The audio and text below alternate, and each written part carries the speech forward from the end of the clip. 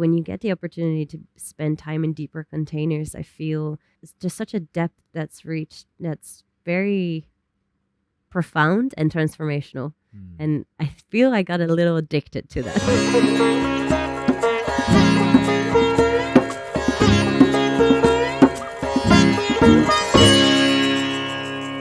Action! Welcome to the Spirit of Yoga podcast. Today with a truly special episode where we will explore how perfect the yoga journey can unfold if one starts early, or in any case, if one goes all in. So we are welcoming in today's Spirit of Yoga podcast the one and only Arlene Lucassen, who is one of the angelic graduates of an early Akasha Yoga teacher training. And I'm very pleased that she's visiting Bali again and again and again and again.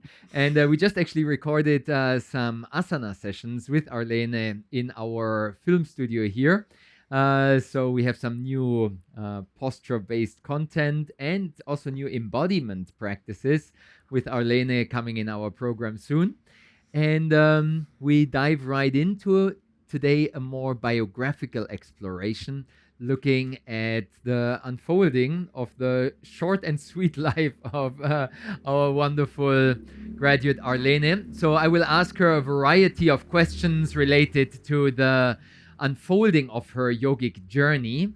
So we start right away. In your early teenage times, I'm wondering how that path was unfolding for you and how you were discovering yoga in the first place. What was drawing you to this wonderful practice in the very beginning? How did it all get started? Beautiful question. First of all, thank you, Burkhard, so much for inviting me here. It's really amazing to be here as always. My journey started young, actually. My mom's been practicing yoga for most of her life. She started quite young, so it was always around. But probably as most young people do, they kind of set off to what their parents do, right? So I wasn't that interested when I was super young. But then in high school, I unfortunately actually experienced a burnout in high school because I had very late discovered dyslexia. So when I was 17, so towards my final years in high school, they discovered I had dyslexia, and before that, I always knew that something in me worked a little bit different. Like my brain worked slightly different than my friends. I was a little slower, but I figured I just had to study more. And then once I got that diagnosis of actually my brain just works differently I learn in a different way. Something just happened, and I had trouble actually retaining information for a little while, and that's when I turned to yoga. So in this moment where I felt such a shift, where I felt an overload, kind of an error in my system in taking in information, I just felt very overloaded actually on such a young age. Like I was around 17 at that time. That's when I started going to just simple yoga classes, actually in my local gym, because I was already there doing other stuff. And I started going to the classes, and straight away I just noticed how it brought me just a different perspective of what was happening within. I really felt like it was instantaneously that I felt a sense of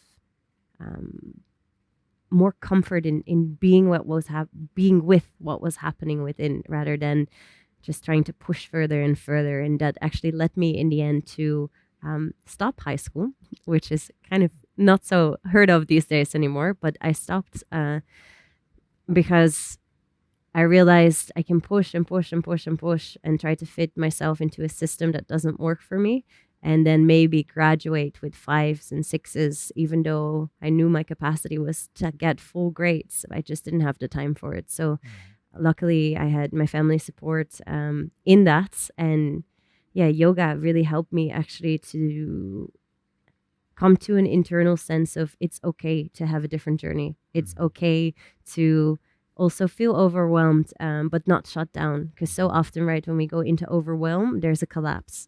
And collapse is very different than being able to sit with what's uncomfortable or what's overwhelming in a moment, but still knowing how to listen to that intuition, internal voice, your direction, without getting too overwhelmed with the outside world. So what I felt is from that young age, from starting with yoga so young, it just really helped me connect to, it's really okay to have my own path. It's really okay to do things differently. I truly think that if I didn't find it so young, I would have forced myself much more through a system that luckily works for many people, but unfortunately, because I have a learning disability, didn't work for me.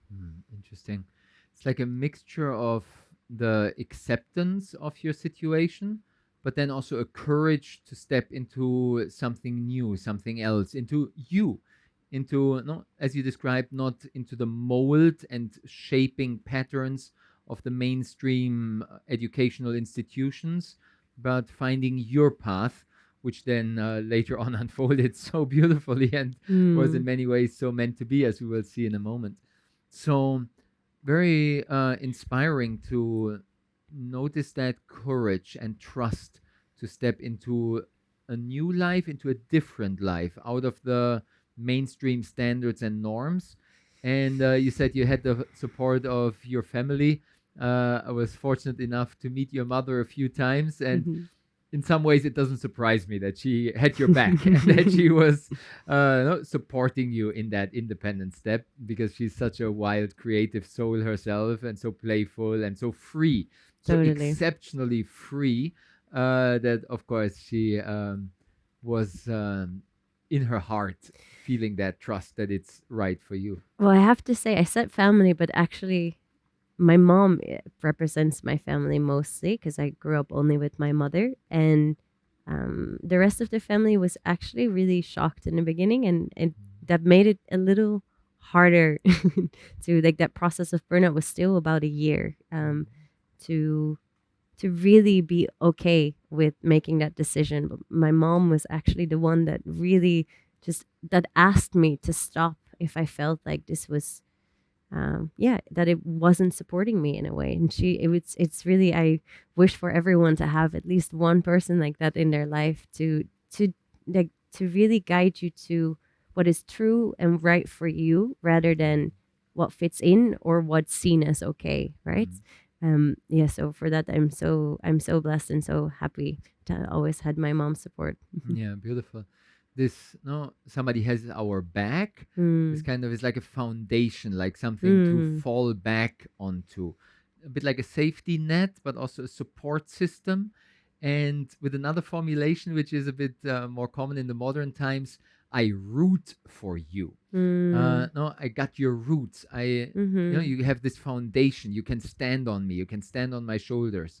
So it's in a way a nurturing, nourishing, in Totally. anyhow from the role of the mother. But even if it is not our mother, somebody who has this supportive, uplifting, nourishing type of foundation background for us Definitely. makes the whole difference. Yeah, and this exactly what you said. I feel it's quite easy sometimes when when we're in very triggering or overwhelming situations to lose that trust, that background of support, whatever that is for you personally, but also universally, is there. And it's so easy when you're in a triggered state or in collapse, let's say, to forget that and to have either these practices, right? The yoga practices that that now I would say saved my life in that way, or a person in a support system, or indeed, well, mainly just the practices that remind you that that background support is always there. It's just so, that's really what helped me get through this. So just, that trust, that trust that it's really okay to walk your own path in that sense. Beautiful. Which is scary as a young person, right? A young adult, where I feel like when we're very young, I mean, I'm still still young. We always joke about that, but that it's harder to really stand out. It's harder to stand out and really speak up for completely what's you, what are your desires, what's your direction, what are your callings, because you also want to be part of something at the same time. Exactly. There's a lot of pressure from the family, as you mentioned, the expectations, like what will you study, will you become a doctor, a lawyer, or an engineer, and the standard expectations of the family, and the standard role models and financial, business, economical considerations and expectations. Mm-hmm. But then also in a way a peer pressure, of course, no, especially as teenagers. There's a lot of identification with what other people are doing, the fashion, the looking good, the approval, and all of Mm-hmm. that. Definitely. Nowadays, even more with the social media pressure.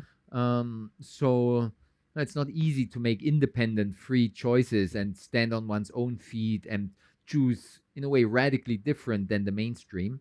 So good on you that you had that support from your mother, and then more Mm-hmm. and more the support of the yoga.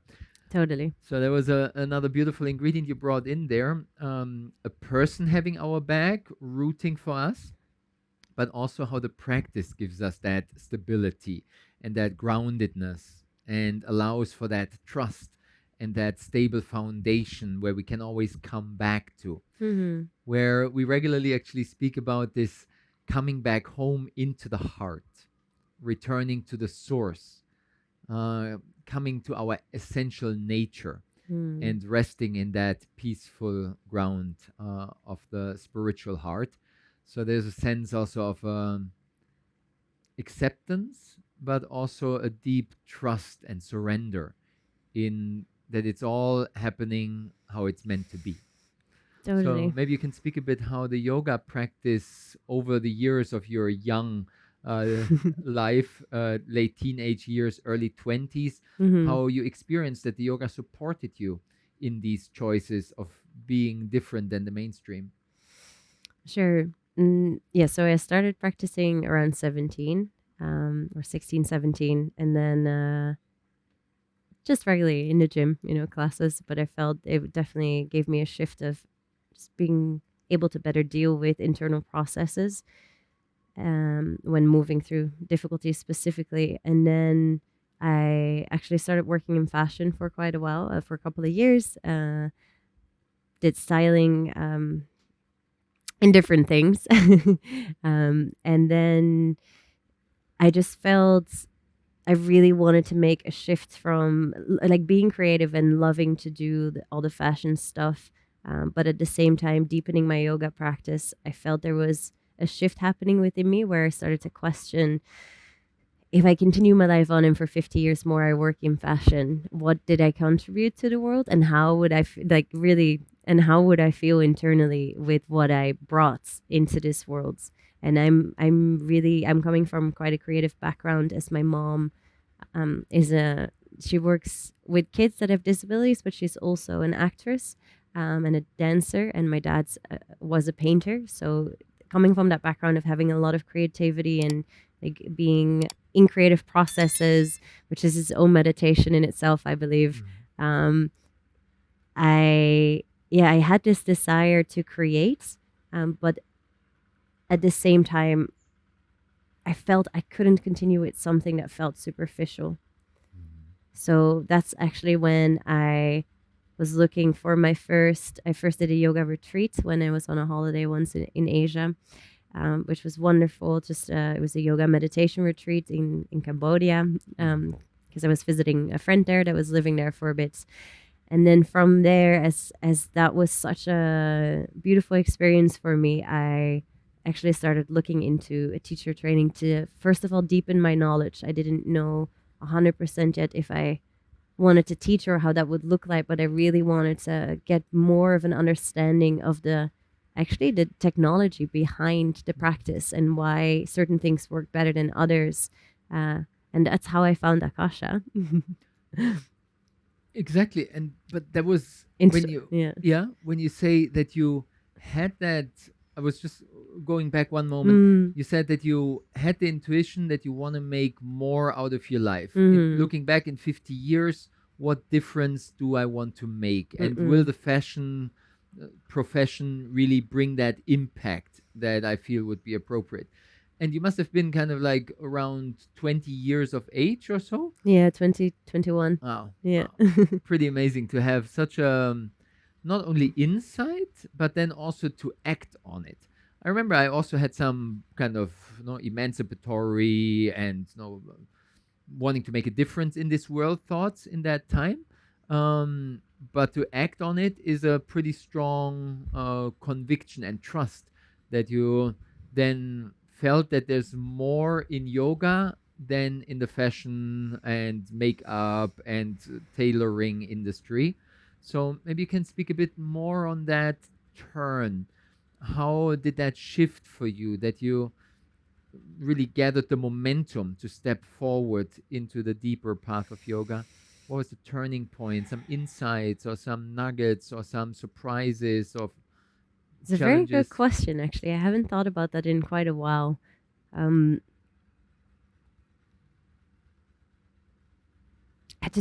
I feel like I was just missing actually a certain aliveness. Mhm. Yeah, a certain aliveness, or like really an excitement that goes beyond just, a little spark, but something really that you wake up, you wake up in the morning and you are just, ready to go. Just something that would really fuel me in what I was doing.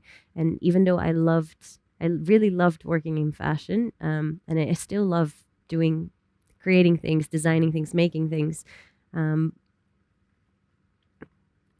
but I so strongly also felt as soon as I stepped actually into the teacher training, we'll Mhm. talk about that in a moment, that this was really the place that I needed to be. Like when I found, so I found, I'll just jump there because it makes more sense for the Mhm. story. I randomly Googled yoga teacher trainings in a certain period of time, when I was in Asia visiting another friend. And actually, date wise, you just aligned the best, not only date wise, but dates and just the presence that you had on the website, and the in-depth background of the philosophy, and supporting this deeper understanding of what the yoga journey, yoga life really was about. That really spoke to me so much. So coming to the training, I was 21 at that time. It's almost 10 years ago. Can you believe it? Wow, wow, Like wow. 9.5 years ago. Um, I remember the moment we started talking about the yamas and niyamas, yeah, so the, let's say, morals and ethics of yoga, or guidelines for truth, heartfelt living, I would say. I cried every after every lecture, but not a crying from despair or sadness, but just like of this recognition, and actually like being so touched that I found that someone finally put into words these ways that I've been living my life. And I never found the words for it. By that time, because I was still so young, I didn't find a way to express how I really felt and with what values I wanted to move through life.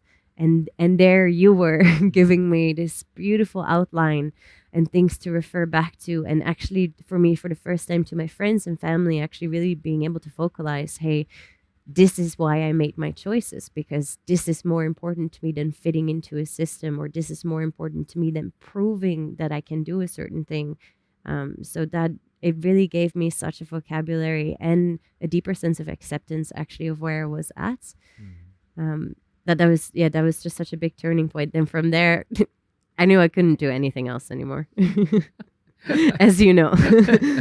Yeah, I remember it was a wonderful beachfront yoga hall on this Mm, small island in Thailand. Very special designer place, actually. I hmm. remember very fancy among the palm trees, and such a wonderful group of young aspirants coming together for this 1 month yoga teacher training.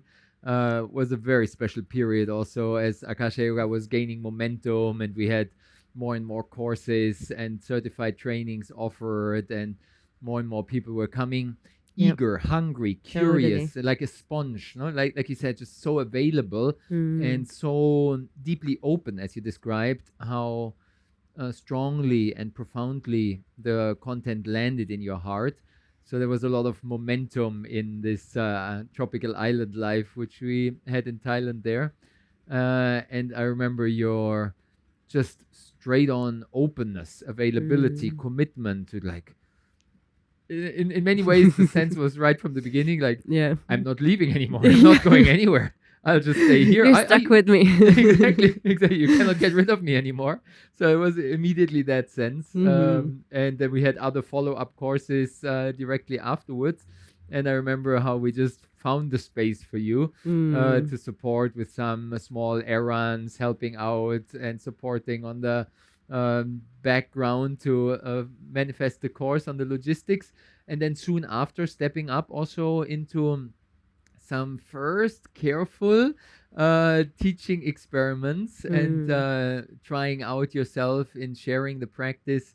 And I remember later on, actually, some afternoon classes where the heavy rain was kicking in and the monsoon rain showers in this half Yeah. outdoor Yeah. setting. Yeah. And you were standing your ground there and teaching the sun salutations in some other courses. Amazing how Hmm. you were then so quickly growing into your role, into your strength, and trusting with momentum in that newfound passion.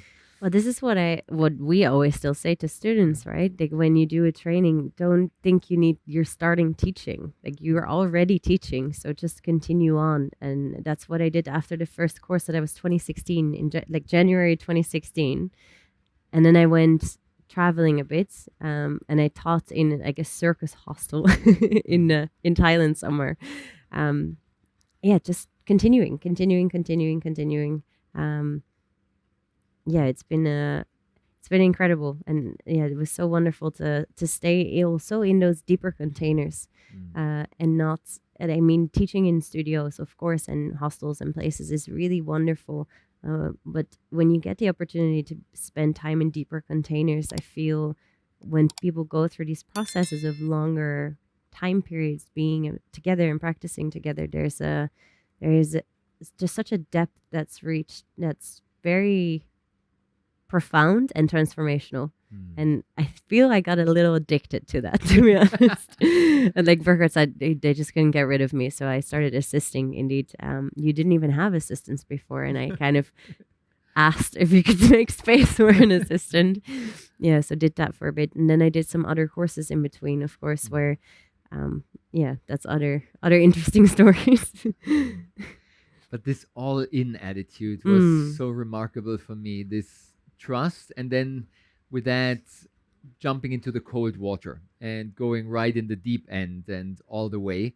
That inspired me so much about your way of showing up in this humble way without showing off, just being there and doing Mm. whatever needs to be done and being keen and eager, but without being pushy, just available, as I mentioned, Mm. just very open and with that candid freshness, that playful purity which comes so natural to you, as I found out later when I met your mother, inherited from your mother. So that shines through you so beautifully. And that, of course, then inspired the students, participants of your classes so much. And in many ways, you grew so quickly into such an inspiring role model because of this Mm. all in attitude, which is, in a way, one of the secret mantras of Akasha Yoga is just all in, All in.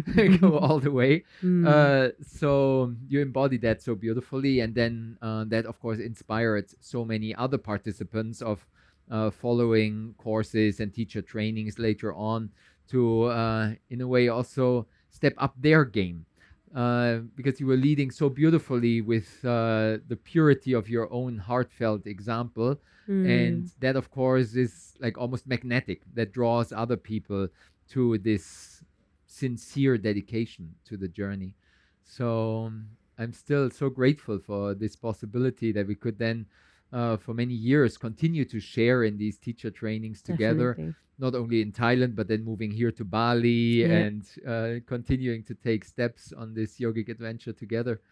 Um, and I remember many other opportunities where you went all in. And there were small windows and cracks opening, and you're just like, yeah, let me make it happen. And I remember writing some recommendation letters for you to make it more accessible and so on. Maybe you can tell about some more episodes which were highlights of this decade-long journey Sure. of exploring the roots of yoga.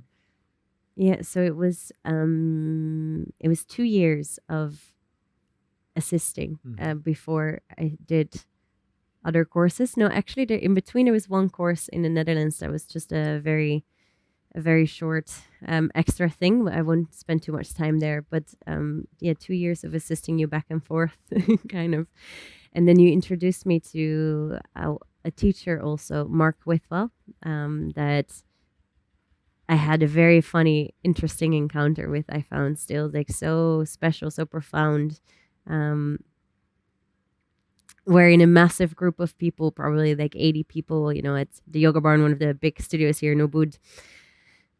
He came in and I was in shock because his name's Mark and my dad's name was Mark. And they just have the same physical appearance. It freaked me out a little bit. And then he sat down and he just started talking directly just to me, like really picked me out and just started asking me all these questions, in front of a big group of people and was really picking on that, like, why do you practice? What's your purpose here? And it was just so fascinating. We had such a deep conversation in the space of 80 people there. Of 80 people.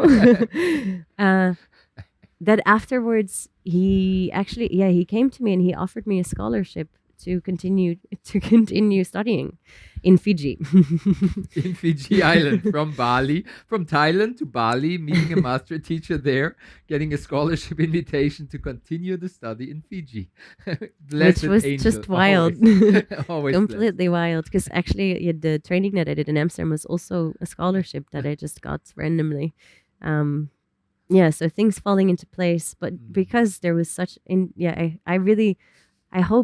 I hope that it's true, and I really believe that it's because of this openness, not just wanting to learn, wanting to grasp and understand, but actually further than that, really embody, so that I could help others. So that I feel that was the key point. It was not because I wanted to build a following or because I wanted to build my own thing, or it was just because I found it was so helpful for me, and I know so many people are struggling with similar things, that I just felt like the more I can understand and find the right vocabulary to bring this across, the more people I can help. And luckily, or thank God, I would almost say, someone like Mark noticed that also, same as you guys. And offered me this, and then you supported me to be able to go there, which was just incredible. And then that same year, I got accepted into the 3-month meditation training in Mexico also. So that was a wild year. Exactly, from Fiji to a meditation teacher training in Mexico. Wild. And then actually followed by Rishikesh the next February. So with Muji, with sitting with the teacher for 6 weeks in satsang. So it's I feel really once you're clear and in line with what you're here for, with your purpose, so nothing like putting the ego aside, just really tuning in, what flows, it really falls into place. I feel like I'm the living example of this, and often I have to remind myself of that also, because when times are challenging, I forget this. I feel like that's something that's it's easy to forget that this is always available, that we said that backspace or trusting in the heart, or I feel lately I've been connecting to not only my heart, but the universal heart, or the space, or the universe having literally my back. This is kind of a visualization that I love, where front heart is mine, my source, my grounding, but the backspace of the heart is the whole universe. To fall back into that and to have that trust, if we don't practice in moments of challenge, then it's very easy to forget. So me too, I have to have reminders sometimes. Me too, I have to refer back to teachers,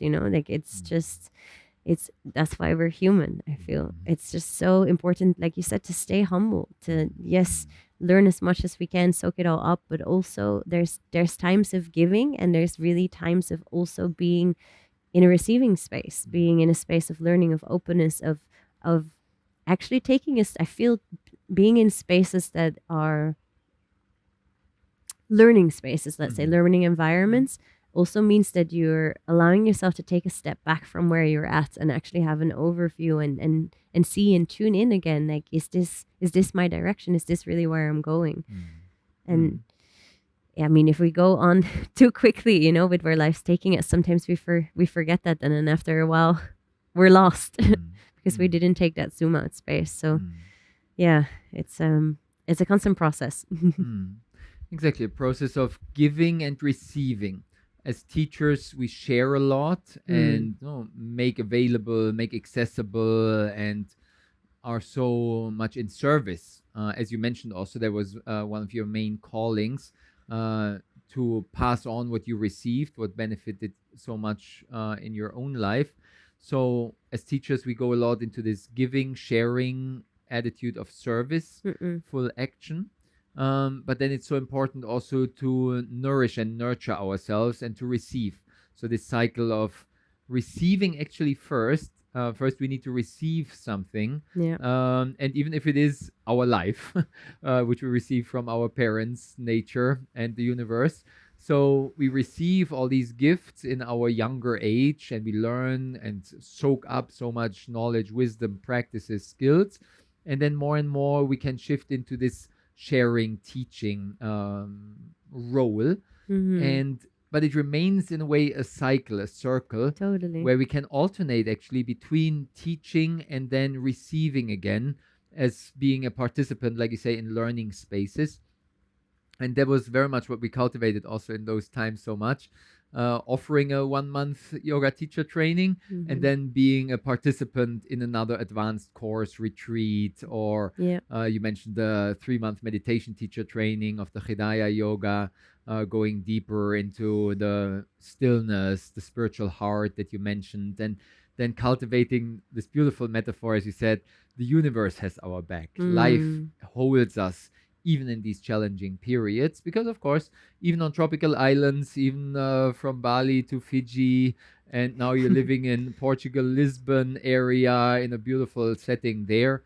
We'll talk in a moment about it, with a baby and by now growing child, and having so much support in so many ways, that we trust that yes, things are provided, but still there can be difficulties wherever we are, even in tropical surroundings, even if one is an angel like you, still there are rainy days and still challenges can come up.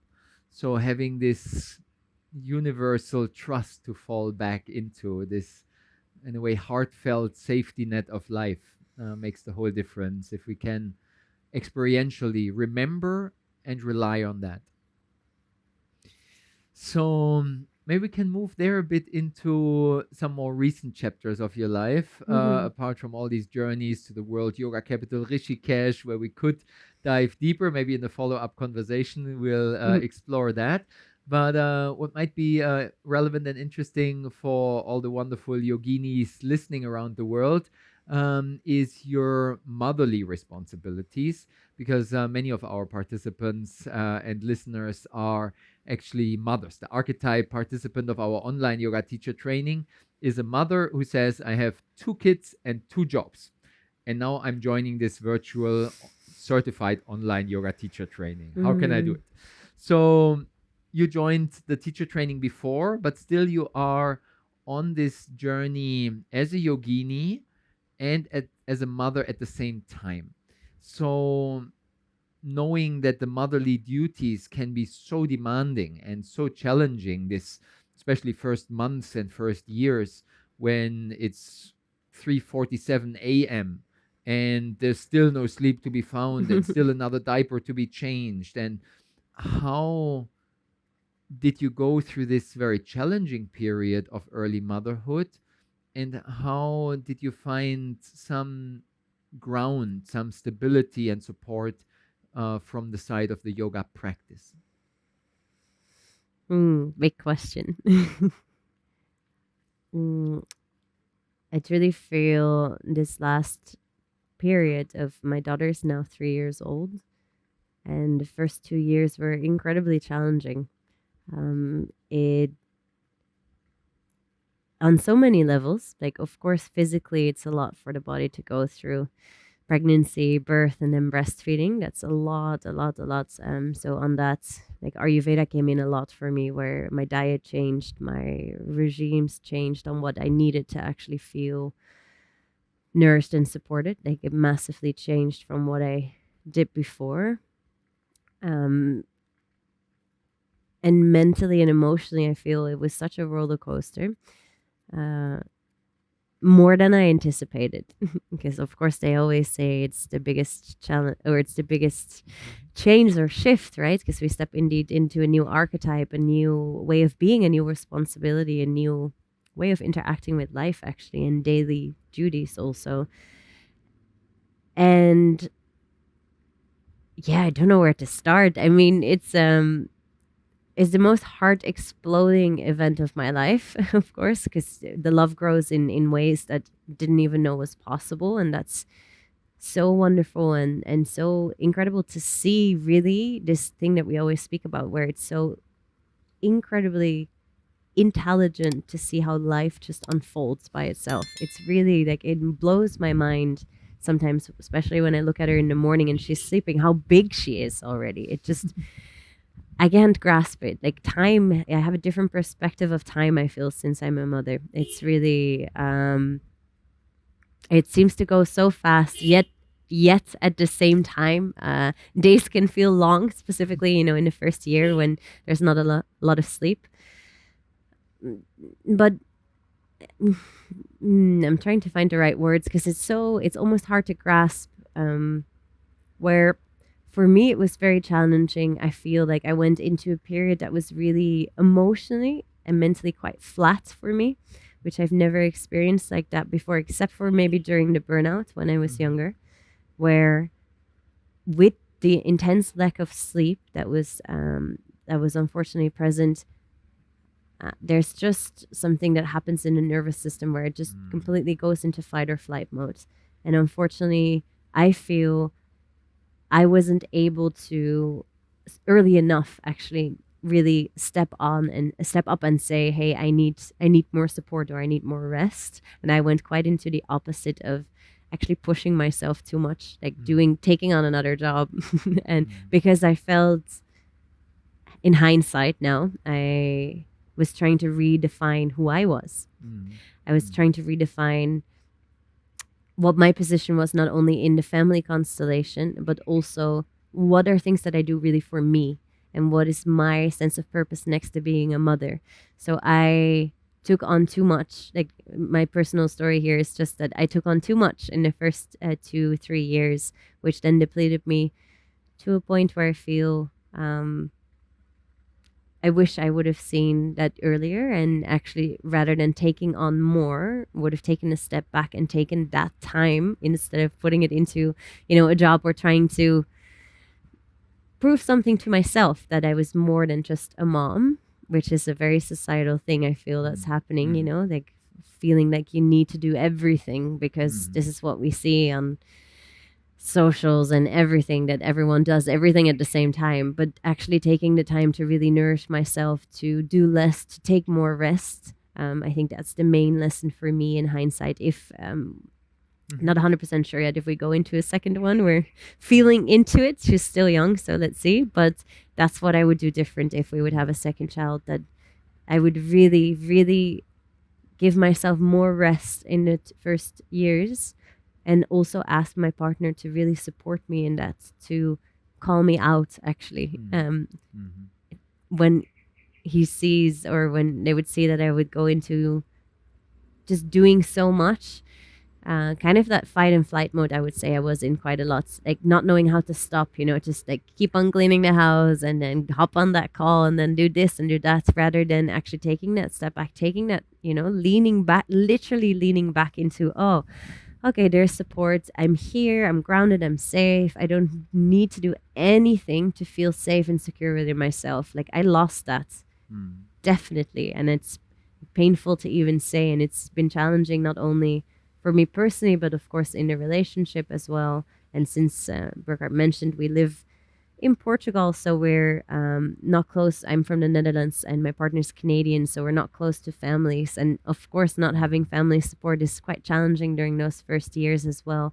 So I would really say rest is the most beneficial thing to remind yourself of during those first years. And if I could do it differently, that's 100% what my partner would always also say, because he can see it from the outside, right? Sometimes better than we can see it ourselves when we're in the rat race of everything.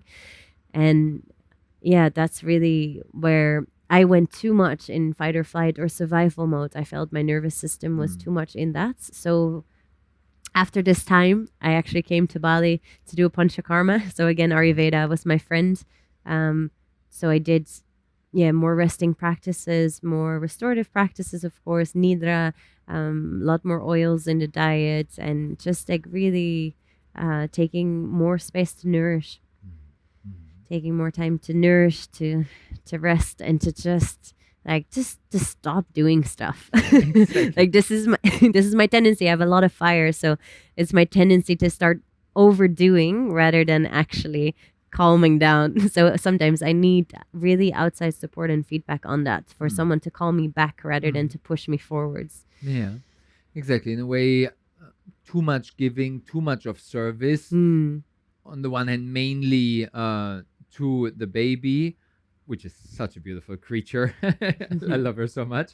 Understandably, of course, no, the motherly love just is almost compelled to give and to just want the best and make it all perfect for the baby and for the partner and for the household, but then also keeping up your yoga teaching responsibilities and giving more also to the students, where there could be a benefit of also nourishing and receiving more yourself and going for a retreat maybe earlier. I remember when you came here last year to Bali for this Ayurvedic treatment, it was in a way like overdue to recharge Totally. and nourish yourself. So that's a relevant learning 100%. of self-care, not to underestimate and undervalue the importance of self-love and self-appreciation and nourishment as a mother.